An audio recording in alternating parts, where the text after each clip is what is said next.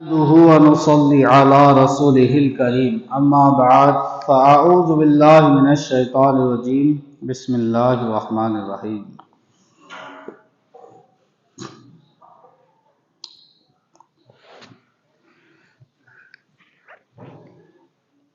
حضرت مالک بن دینار رحمۃ اللہ علیہ ایک مرتبہ بصرہ کے بازار میں گزر رہے تھے۔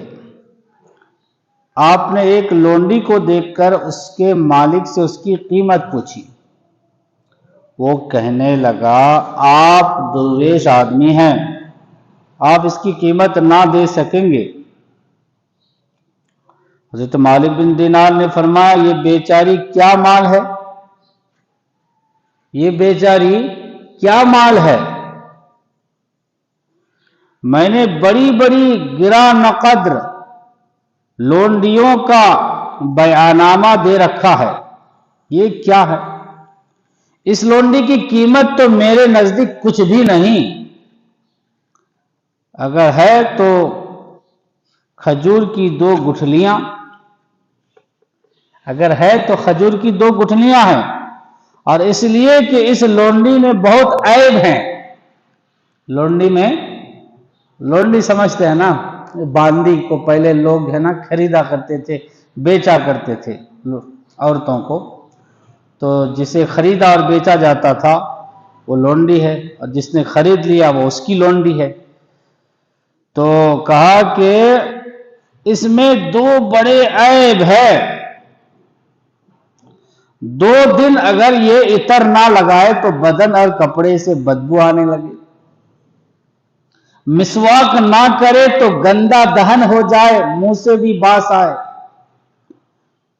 کنگھی چوٹی سے غافل رہے تو سر میں جوئیں پڑ جائیں، زیادہ عمر والی ہو کر بڑھیا کہلانے لگے، کسی مہینے میں حیض اور کسی وقت نجاست سے خالی نہیں۔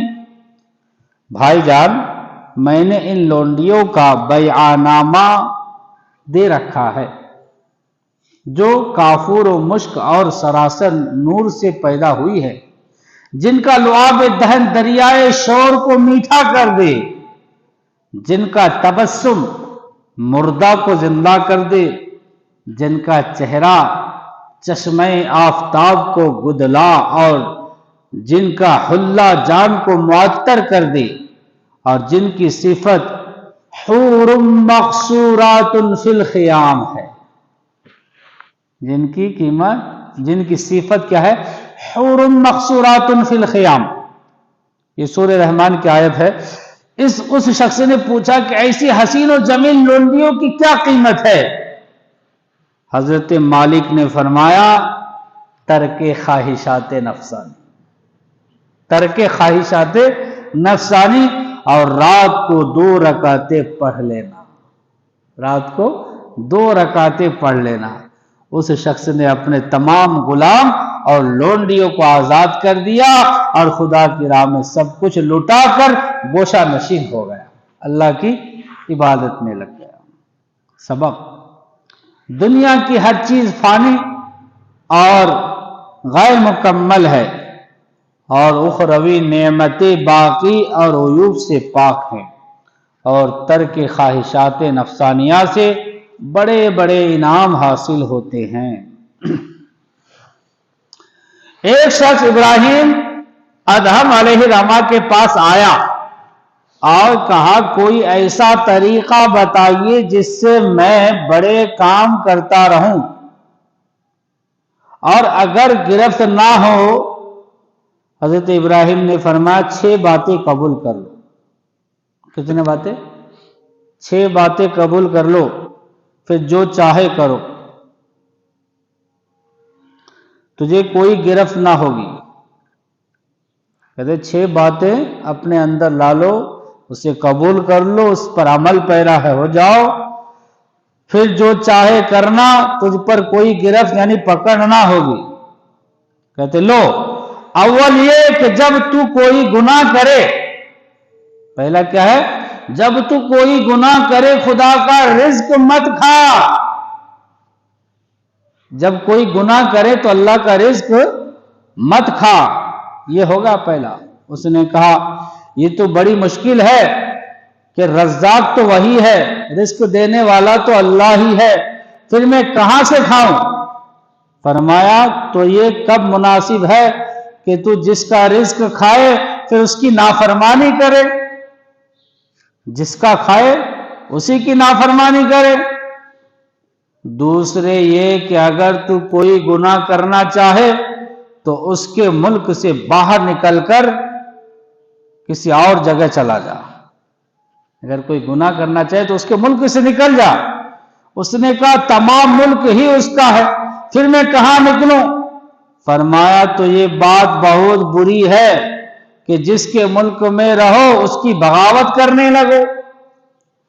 تیسرے یہ کہ جب تو کوئی گناہ کرے تو ایسی جگہ کر جہاں وہ تجھے نہ دیکھے۔ جب تو گناہ کرے تو ایسی جگہ کر جہاں وہ تجھے نہ دیکھے۔ اس نے کہا یہ تو بہت ہی مشکل ہے، اس لیے کہ وہ تو دلوں کا بھید بھی جانتا ہے۔ فرمایا تو یہ کب مناسب ہے کہ تو اس کا رزق کھائے اور اس کے ملک میں رہے اور اسی کے سامنے گناہ کرے۔ چوتھے یہ کہ جب ملک الموت تیری جان لینے آئے تو اسے کہہ کہ ذرا ٹھہر جا، مجھے توبہ کر لینے دے۔ اس نے کہا وہ مہلت کب دیتا ہے؟ ملک الموت مہلت کب دیتا ہے؟ فرمایا تو یہ مناسب ہے کہ اس کے آنے سے پہلے توبہ کر لے اور اس وقت کو غنیمت سمجھ۔ پانچواں یہ کہ قیامت کے دن جب حکم ہو کہ اسے دوزخ میں لے جاؤ تو کہنا کہ میں نہیں جاتا۔ جب حکم ہو کہ اسے جہنم میں لے جاؤ تو کہہ دینا کہ میں نہیں جاؤں گا۔ اس نے کہا وہ زبردستی بھی لے جائیں گے۔ فرمایا تو اب خود ہی سوچ لے کہ کیا گناہ تجھے زیبا ہے؟ گناہ زیبا ہے۔ وہ شخص قدموں میں گر گیا اور سچے دل سے تائب ہو گیا، یعنی توبہ کر لیا۔ سبق: جو بندہ خدا کا رزق کھاتا ہے اور اس کے ملک میں رہتا ہے، پھر اس کا رزق کھا کر اور اس کے ملک میں رہ کر اور پھر اسی کے سامنے اس کی نافرمانی کرنا خدا کی ناراضگی کا موجب ہے۔ اس لیے بندے کو گناہوں سے بچنا چاہیے۔ اللہ تعالیٰ اس کے پیارے حبیب صلی اللہ تعالیٰ علیہ وسلم کے صدقے ہمیں گناہوں سے بچے رہنے، نیکیوں کو زیادہ کرنے کی توفیق عطا فرمائے۔